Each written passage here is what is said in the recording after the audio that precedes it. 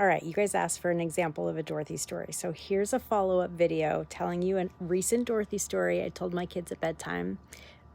But start with the backstory. My 8-year-old has been forgetting to wear her helmet lately, so she probably realized recently that it wasn't cool.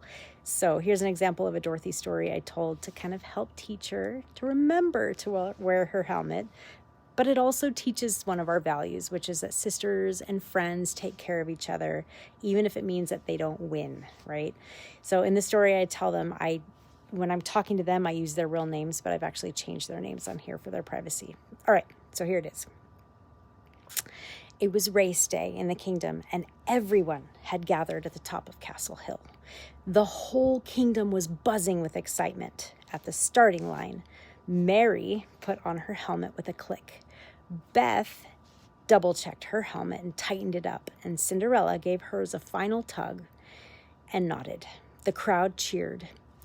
Then Dorothy appeared, late as always. She strutted to the start line with her brand new shiny pink bike. Her tutu was perfectly puffed up and her tiara just glittered in the sun.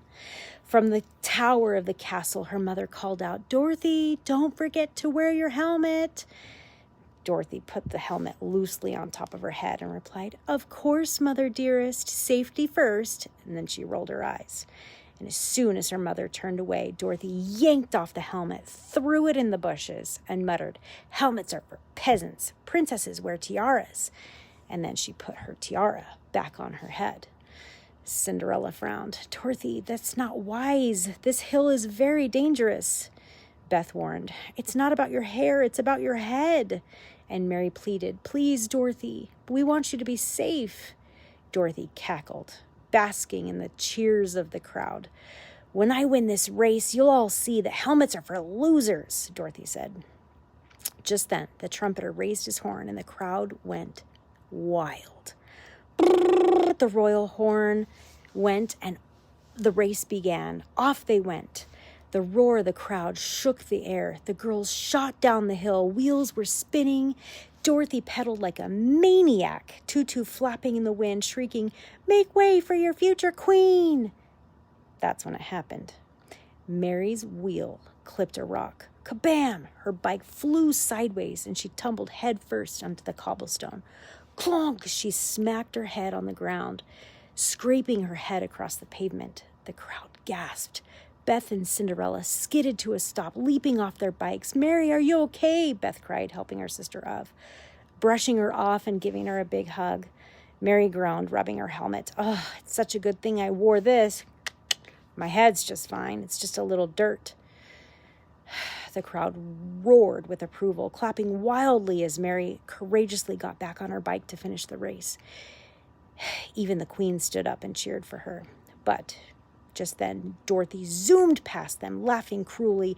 "Victory is mine," she said as she pumped and pedaled faster and faster. Harder and harder she sped. Her eyes were wild and her tiara was gleaming in the sun as she pulled ahead.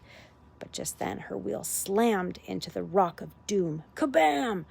Dorothy's bike came to an immediate stop, but Dorothy did not. The entire kingdom gasped as she launched through the air like a missile. The sheer velocity just ripped her tutu clean off.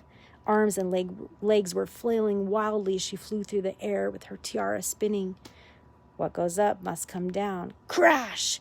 Dorothy careened head first into the royal outhouse. The ground shook and a tidal wave of foul-smelling liquid blasted across the courtyard as Dorothy went head first into the muck. The crowd shrieked in horror. Dorothy slowly swam up for air and pulled herself out of the wreckage, just dripping and gagging with used toilet paper plastered across her face. She spit the liquid out of her mouth and staggered into the street. She bowed dramatically before the crowd, and she croaked, "See? I'm fine." But just then, the royal horse carriage came thundering around the corner. The driver yanked on the reins. The horses whinnied, but it was too late. Wham! The carriage flattened Dorothy like a pancake, and she was never heard of again. All that remained was her tiara floating sadly in the thick excrement of the outhouse toilet. Meanwhile, the kingdom erupted in cheers as Cinderella and Beth helped Mary cross the finish line safely together, side by side. The end. So I don't always tell them the moral of the story. Sometimes I do, but in this case, it's obvious. Wear your helmet for safety. And I love the value of sisters help each other and friends stop to help and help each other to the end. Okay, bye.